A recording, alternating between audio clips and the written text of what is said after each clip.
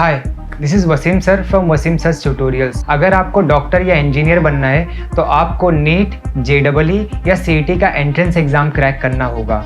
लेकिन मुमरा में बहुत कम सिलेक्शन हो पाता है क्योंकि स्टूडेंट का जो बेसिक फाउंडेशन है बहुत ज़्यादा वीक होता है, सब्जेक्ट्स जैसे फिजिक्स, केमिस्ट्री, मैथ्स, बायोलॉजी का। वसीम सर्स ट्यूटोरियल्स के फुल कोर्स में पहले आपका बेसिक फाउंडेशन, उसके बाद थियरी और उसके बाद प्रैक्टिस प्रॉब्लम सॉल्व कराए जाएंगे। वसीम सर्स ट्यूटोरियल्स के डेमो लेक्चर्स के लिए आज ही हमें कांटेक्ट करें दिए गए नंबर पर।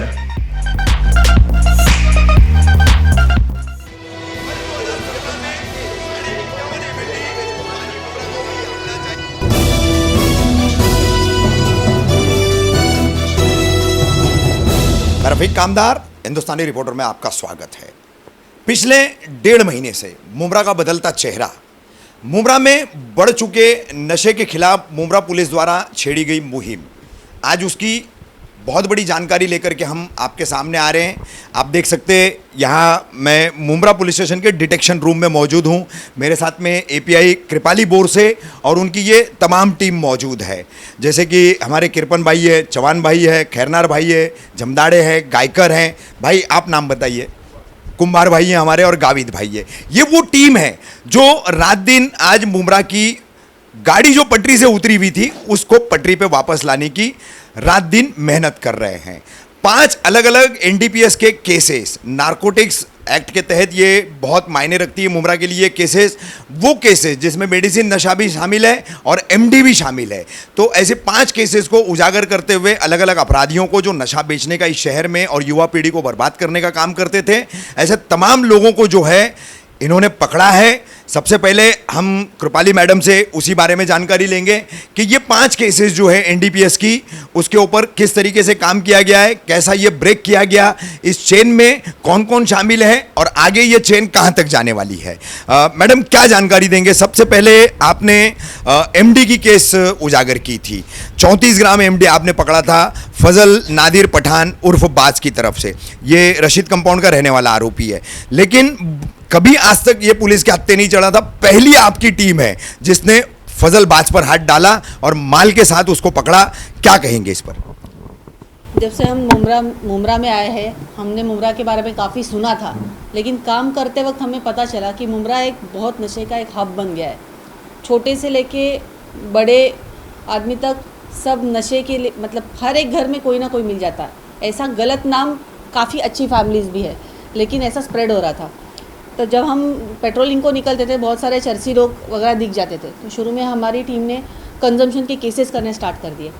जैसे इसमें हम डीप जाने लगे तब हमें पता चला कि एमडी भी ऐसे मिलता है, इन्फॉर्मेशन मिली।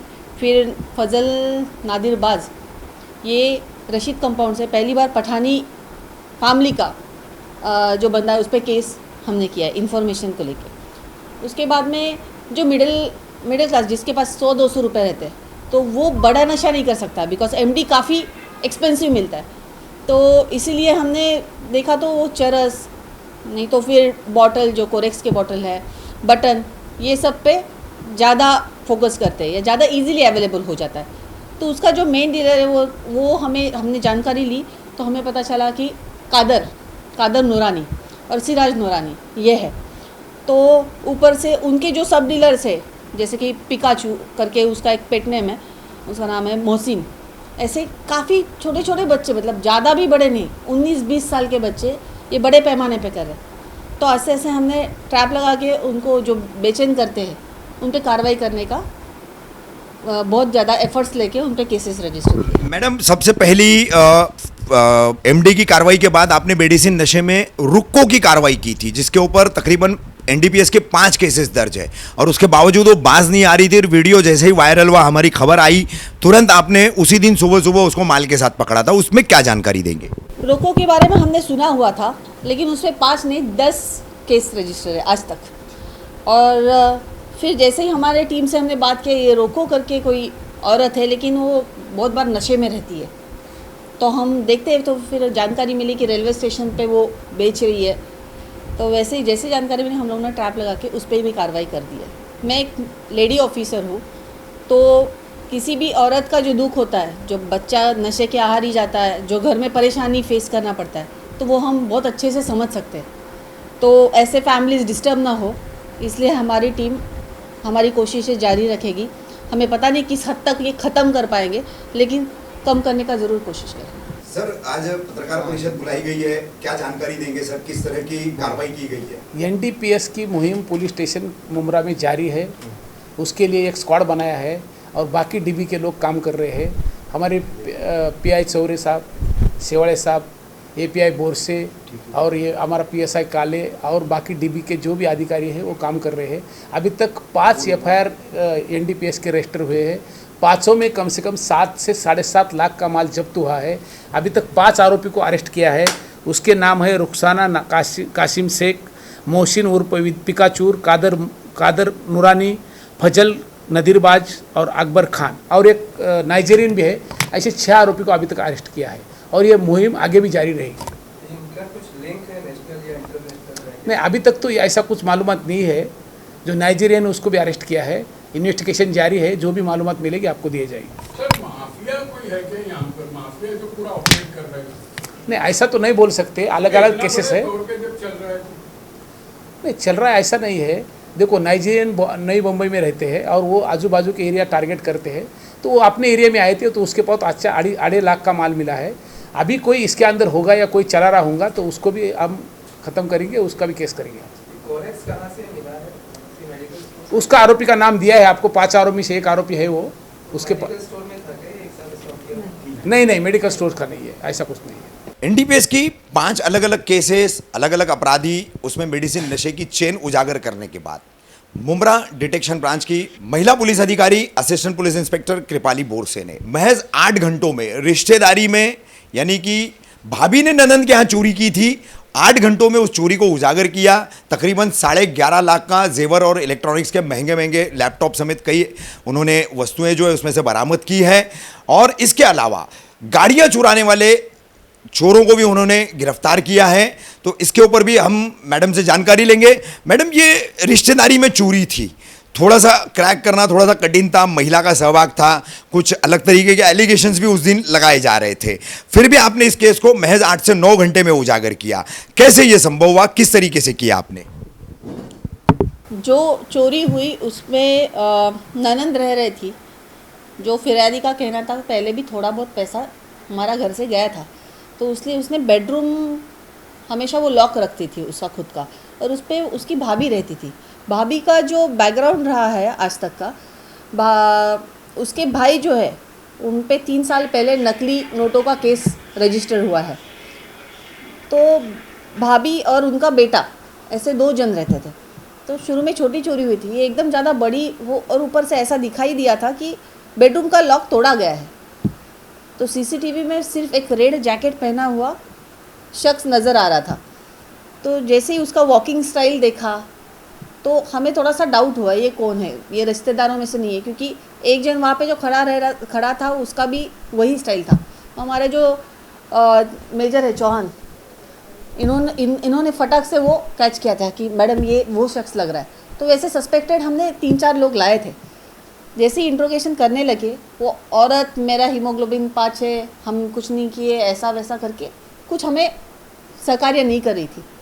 तो जैसे ही वो लड़के से हमने बातचीत किया, जो भी रहेगा, जो भी पुलिस टैक्ट है हमने यूज़ की, तो उसने फटाक से वो भूल गया। बल्कि कोई भी हमें बैकग्राउंड नहीं था, सिर्फ और सिर्फ सीसीटीवी और जो शख्स पूरा चेहरा उसका ढका हुआ है, जैकेट पहना हुआ है, तो उसे ढूंढने में कामयाबी मिली हमें। क्या नाम है आपका? मेरा नाम सलमा। क्या हुआ?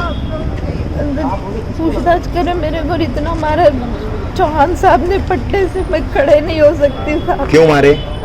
किस मामले में पूछताछ कर रहे हैं? चोरी के इल्जाम। इसके ससुराल में चोरी हुई।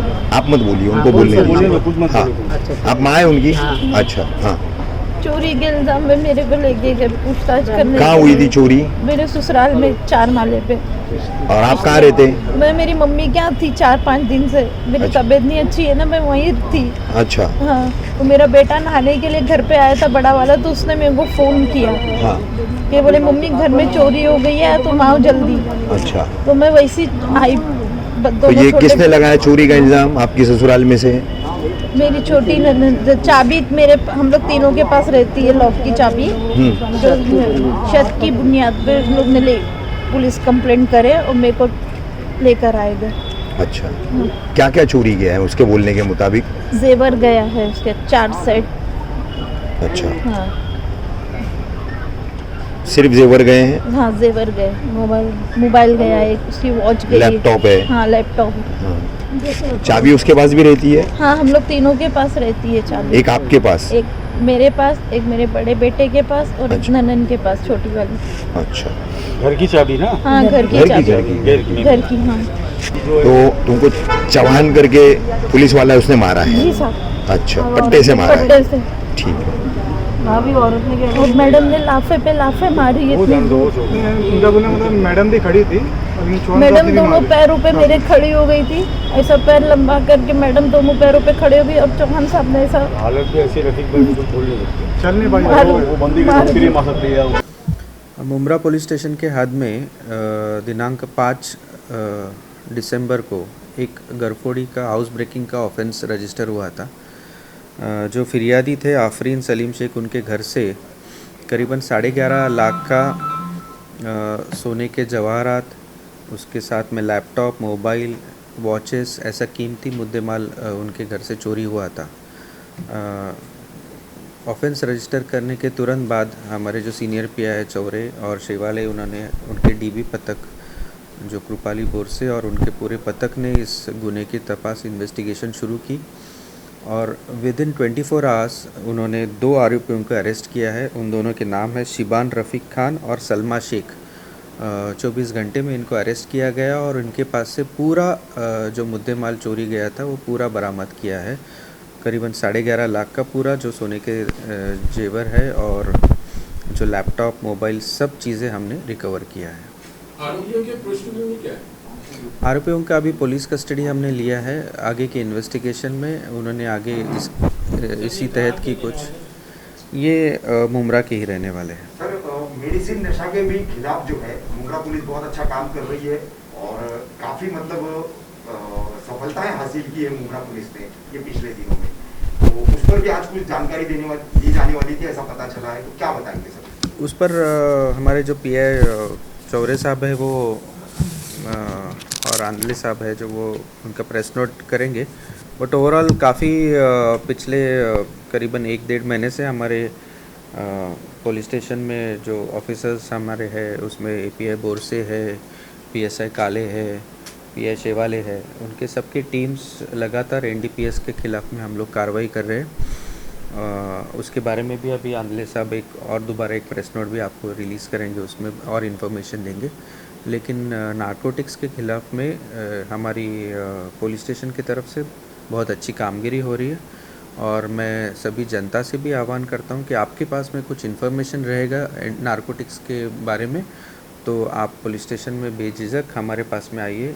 हमारे पास में आ सकते हैं, मेरे पास आ सकते हैं, हमारे एसीपी साहब के पास में आ सकते हैं, हमारे जो पूरे टीम के पास में आ सकते हैं।